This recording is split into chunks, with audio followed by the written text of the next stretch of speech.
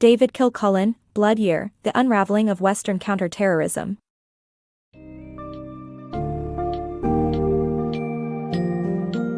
In Blood Year, The Unraveling of Western Counterterrorism, author David Kilcullen delves into the United States' highly contested war on terrorism since September 11, 2001, and its detrimental consequences on global stability. The book examines the misconceptions and strategic blunders by two successive U.S. administrations and highlights the complexity, dangers, and future trajectory of evolving terror groups.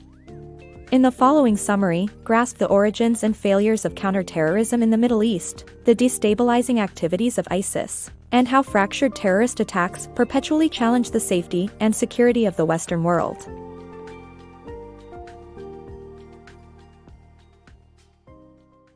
The Unforeseen Consequences. The book explores how the rise of ISIS offers insight into the aftermath of the war on terror.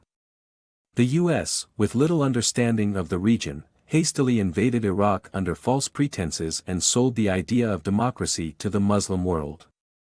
The hope for progress towards a democratic society diminished as ISIS took over Mosul in 2014 and spread chaos and bloodshed. The event marked the beginning of the Blood Year and led to the unraveling of Western warfare in the Middle East, with civil wars and governments falling apart in Yemen, Syria, and Libya.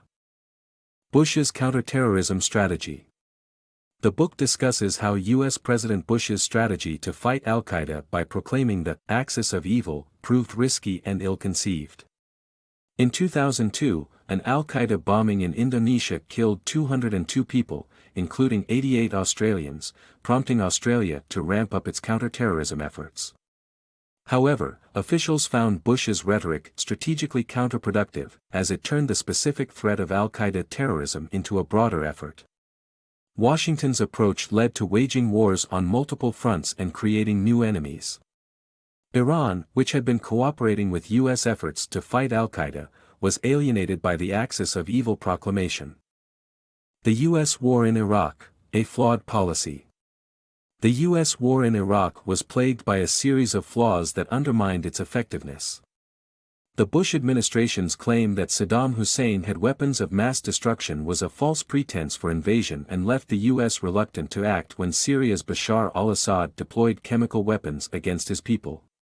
The flawed policy in Iraq was caused by poor decisions by then-Secretary of Defense Donald Rumsfeld, who ignored Pentagon experts' advice that 400,000 soldiers were needed to stabilize Iraq.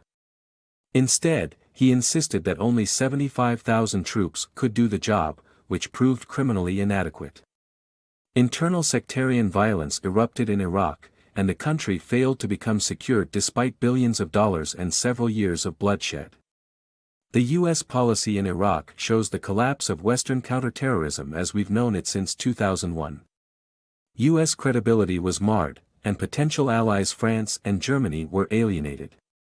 Even though many people in the U.S. chain of command were concerned about U.S. strategy, they remained unwilling to voice their criticism. Bush's strategic blunder. In 2001, the U.S. fought the Battle of Tora Bora and sought to secure Afghanistan. However, Bush's administration was already preparing to invade Iraq, leading to a two-front war similar to Hitler's mistake in 1940. By waging war in both Afghanistan and Iraq, the U.S. committed the greatest strategic screw-up since Hitler's invasion of Russia and faced massive costs in money and lives. Osama bin Laden was amazed by the misstep, and one of his deputies described the Americans as between two fires. The wars were complex and demanded extensive logistical resources. Ignored predictions lead to devastation. Bush and Rumsfeld's willful ignorance of expert predictions led to the chaos that engulfed Iraq after Saddam's fall. Analysts from various organizations warned of a guerrilla uprising. Saddam's dictatorship had devastated Iraq's social fabric, rendering it unprepared for democracy. In the early days of the U.S. occupation, Iraqis experienced revenge killings. Their society had no frame of reference for life after Saddam. The Iraqi military was plagued with corruption and dysfunction. The U.S. withdrawal left behind an unprepared Iraqi military, leading to the rise of ISIS. Sectarian violence in Iraq. The rise of AQI and ISIS in Iraq produced a wave of sectarian violence characterized by victimizing children, trafficking, and snuff videos. A tit-for-tat sectarian slaughter claimed lives until President George W. Bush changed tactics in 2007. The surge, a much-needed troop increase, led to declining violence. Obama's approach to Iraq War and bin Laden's irrelevance. President Barack Obama's strategy towards Iraq was to withdraw troops as fast as possible without considering winning the war. Although credited with eliminating public enemy number one, Osama bin Laden, Obama did not recognize that the al-Qaeda leader had become marginalized and his hierarchical organization rendered ineffective in a world of remote radicalization. The book suggests that bin Laden had kept the hyperviolent factions under control, and charismatic leaders were becoming less relevant in jihadist recruitment. Syria's role in the chaos.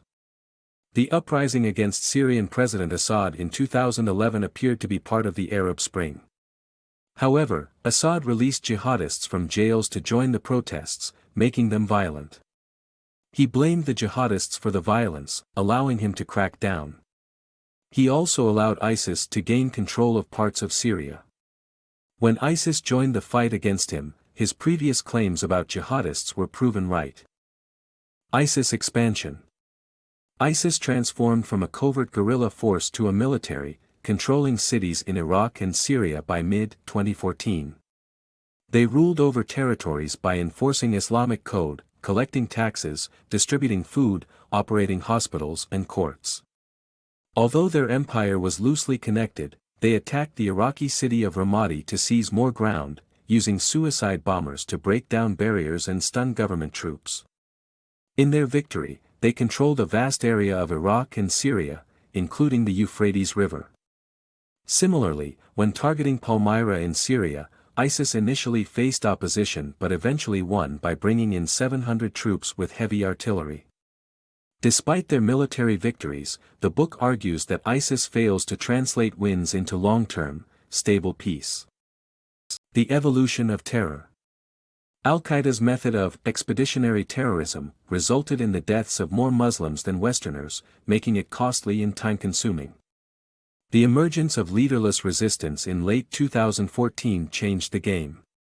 Manharan Monis terror attack in Sydney, claiming ISIS ties, killed 2 hostages, sparking a new trend in disaggregated attacks in 2015 with ISIS as an after-the-fact justification for radicalized Muslims. This evolution of terror highlights a shift in strategy towards individual attacks carried out by psychologically unstable individuals instead of large-scale, centrally planned attacks. Terror strikes Europe. In 2015, Europe witnessed a series of terror attacks that left many dead and injured. The infamous attack on Charlie Hebdo, a satirical magazine in Paris, saw the killing of 11 and injury of 11 others. Another attacker went on to murder 4 people at a kosher market. In Copenhagen, Denmark, 2 people lost their lives in a free speech event. These gruesome events proved that terrorism was still a powerful force in the modern world and that it can strike anywhere, anytime, with its full might. The evolution of ISIS. In November 2015, the terrorist group ISIS launched a brutal attack in Paris, leaving 130 people dead and 368 injured. The attack showcased ISIS's ability to adapt and evolve, distributing leadership and decision-making to continually carry out their agenda. Even if a warlord is killed, the organization continues. Western counterterrorism security has weaknesses, as airports and government buildings are hard targets. The group finds ways to exploit these weaknesses, making it difficult for Western societies to prevent violent attacks like school shootings and urban attacks. This kind of guerrilla terrorism poses new challenges. ISIS's resilience and long-term strategy. ISIS is determined to spread sectarian violence and is considering the long-term impact of its Paris attacks. The group aims to fuel hostility towards Muslim migrants, and recent events have stoked Europeans' fears. With greater resilience and evasiveness than bin Laden, ISIS presents a significant challenge to global security.